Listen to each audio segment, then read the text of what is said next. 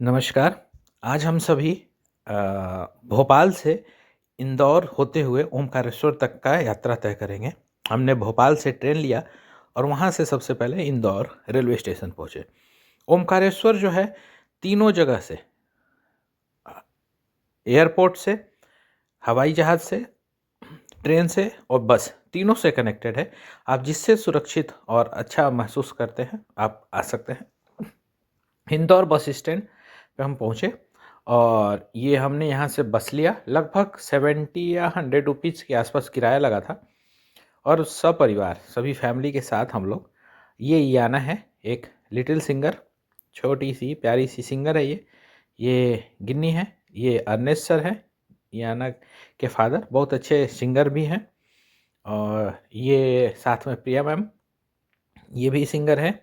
और उनके बगल में रेमोन, वो भी सिंगिंग में अपना हाथ आजमा रहा है। ये हम लोग इंदौर से लगभग 70 किलोमीटर की दूरी पे ओमकारेश्वर है।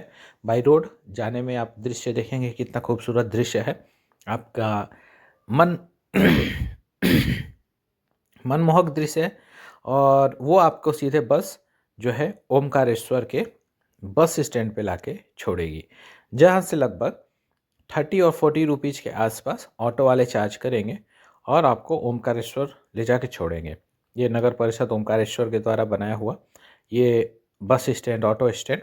हम लोगों ने ऑटो लिया यहाँ से और यहाँ से ऑटो लेने के बाद हम सभी ओमकारेश्वर के लिए जाएंगे। ये हमारे ऑटो वाले हैं जिनसे हमने तय किया जाने के लिए, और हमारे फैमिली मेम्बर इधर साथ में आएंगे। और ये अर्नेस्ट सर, याना, प्रिया मैम और मेरी वाइफ, हम सभी हाय। हम आज ओमकारेश्वर के लिए, मेरी बेटी, ये जैसे ही हम लोग वहाँ पहुँचे ओमकारेश्वर के पास रूम लिया, ये इसको एक पपी मिल गया खेलने के लिए। और हमने होटल लेने के बाद छोटा सा होटल लिया, उसके साथ हम लोग तुरंत नर्मदा में गए स्नान करने के लिए। और वहाँ से भगवान को हमने जल दिया और जल अर्पित किया। ये ओमकारेश्वर मंदिर है सामने।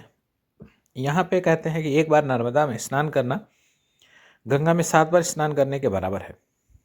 तो हमने इस बात को मानते हुए हमने नर्मदा में स्नान किया और फैमिली के साथ हम लोग घाट पे आए। घाट पे आने के बाद हमने यहाँ से एक बोट लिया। बहुत सारी बोटिंग चलती हैं, बोट है, लेके आप ओमकारेश्वर एक तट से दूसरे तट पे। तो जिधर हम लोग रुके थे वो मेनलैंड है, जहाँ पे ममलेश्वर है और आगे ओमकारेश्वर है। ये आप जहाँ से आप ये लेंगे बोट, तो यहाँ इस क्षेत्र में ममलेश्वर है। 2 ज्योतिर्लिंग जो है ये 2 भागों में बटा है। कहते हैं कि भाई ये दूसरी साइड, ये साइड ममलेश्वर है और इस साइड जो है लेफ्ट हैंड साइड में देखेंगे बिल्डिंग, स्टोरी बिल्डिंग, ये ओमकारेश्वर है। यहाँ पे कहते हैं कि अगर दोनों में से अगर ओमकारेश्वर आपने दर्शन किया और ममलेश्वर दर्शन नहीं किया तो ये अधूरा है। यहीं पे ऊपर आप पहाड़ी पे जो मांधाता पर्वत है, वो ओम के आकार में बना हुआ है। और यहाँ पे भाई शंकराचार्य जी भी अपना पीठ शंकराचार्य जी का है, या फिर यहाँ शंकराचार्य की बहुत अच्छी मूर्ति है। यहाँ जब आप आएंगे दर्शन करें तो बहुत ज़्यादा तामझाम नहीं है, आसानी से आप ट्रैवल कर सकते हैं, रिकॉर्डिंग कर सकते हैं फ़ोन से। और ये जो चीज़ें बनी हुई हैं यहाँ पे, आसानी से यहाँ दर्शन कर सकते हैं। कोई भीड़ भाड़ तो रहती है, लेकिन अन्य जगहों में जैसे ओमकारेश्वर में जो है कि उज्जैन की तरह ज़्यादा भीड़ नहीं। ये पुल है नर्मदा के ऊपर, आप देख रहे हैं, बहुत ही अच्छा बनाया हुआ है। जब आप इसमें दर्शन करने के लिए जाएंगे, बहुत चारों तरफ से घूमते हुए, यहाँ अन्य जगहों की तरह लूटपाट नहीं है कि वीआईपी दर्शन कराना है, ये कराना है, वो कराना है। और बहुत ही सुगम तरीके से आप चाहिए, देखिए भीड़ उस तरीके से नहीं है। और आप जाएंगे दर्शन करने के लिए, और अच्छी खासी नक्काशी बनी हुई है दीवारों पे मंदिर के। उस पे देखिए आप, ये स्क्रीन लगा हुआ है, यहाँ से आप भगवान का दर्शन कर सकते हैं। हर हर महादेव। और चूँकि कोविड के बाद आप जो शिवलिंग है उनको स्पर्श नहीं कर सकते हैं, दूर से उनका दर्शन करें। अभी स्पर्श करने की स्थिति जो है सिर्फ देवघर झारखंड में है, बाबा धाम।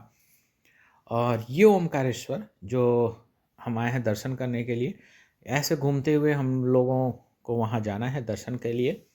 और बेसिक जो चीज़ें हैं यहाँ उपलब्ध हैं। आप दर्शन करिए, नर्मदा में स्नान करिए, बोटिंग करिए और देखिए लोग कैसे किस तरीके से फ़ोटो वीडियो कर रहे हैं। और यहाँ से जयकारा भी लगता है हर हर महादेव का। और नक्काशी आप देखिए चारों तरफ ये नंदी भगवान, भगवान नंदी नंदी महाराज हैं। आप ये ऊपर देखें, एक तरह तरह से कलाकृति बनी है, एसी वेंट्स डले हुए हैं, फैन हैं।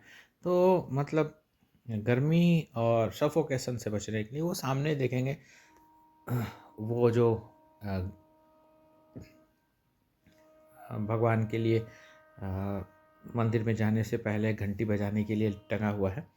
आप ये इन कलाकृतियों को देखिए किस तरीके से उसको बनाया हुआ है, नीचे की तरफ झुके हुए, सामने मंदिर है। और यहाँ से जब हम लोग कर के तो फिर हम ममलेश्वर के लिए आए। ये नदी के इस पार जब आप आएंगे तो ममलेश्वर का आप दर्शन करिए। ममलेश्वर में उतना ज़्यादा भीड़ नहीं है। जब ओमकारेश्वर से ममलेश्वर की तरफ आप आएंगे तो रास्ते में छोटे छोटे मार्केट पड़ेंगे और आप वहाँ से फूल पौध वगैरह माला वगैरह ले सकते हैं। जब हम लोग यहाँ गए तो हमारे साथ के लोग ऑलमोस्ट बहुत सारे मतलब थक गए थे। तो इस दौरान सिर्फ मैं और याना अंदर गए, दर्शन किए। गर्मी और धूप की वजह से यहाँ के फर्श इतनी गर्म हो चुकी थी कि आप अगर वहाँ जा रहे हैं तो सॉक्स या कुछ ऐसी चीज़ें पहन के रखें ताकि पैर ना जले और आसानी से वहाँ दर्शन करिए। अगर आप ओमकारेश्वर के लिए प्लान कर रहे हैं तो आपने बहुत अच्छा प्लान किया है। द्वादश ज्योतिर्लिंग, उसके बाद जब हम लोग दर्शन करके आए तो ये साई प्रसाद भोजनालय, यहाँ पे हम लोगों ने बैठ के भोजन किया। इंदौर जंक्शन से थोड़े ही दूर पे है और बहुत ही स्वादिष्ट खाना उन्होंने परोसा। आपका दिल खुश हो जाएगा। अगर वहाँ जा रहे हैं तो एक बार ट्राई कर सकते हैं और कम पैसे में अच्छा खाना। फिर हम लोगों ने दर्शन करने के बाद, खाना वाना खाने के बाद इंदौर जंक्शन पे हम वापस आए और फिर यहाँ से हमारी एक ट्रेन, हमने अपनी ट्रेन ली और ट्रेन में बैठने के बाद फिर हम लोग सीधे वापस अपने गंतव्य, अपने घर की तरफ रवाना हुए। हम लोग भोपाल फिर से वापस चले आए और ज़्यादा उस समय ज़्यादा भीड़ भाड़ भी नहीं थी तो हमें दर्शन करने में ज़्यादा समस्याएं भी नहीं आई। तो अगर आप ये प्लान कर रहे हैं तो प्लान करिए, बहुत अच्छी जगह है दर्शन करने के लिए। और अंत में जब हमारी वीडियो आपको अच्छी लगे तो आप इसको लाइक करें, सब्सक्राइब करें। Thank you.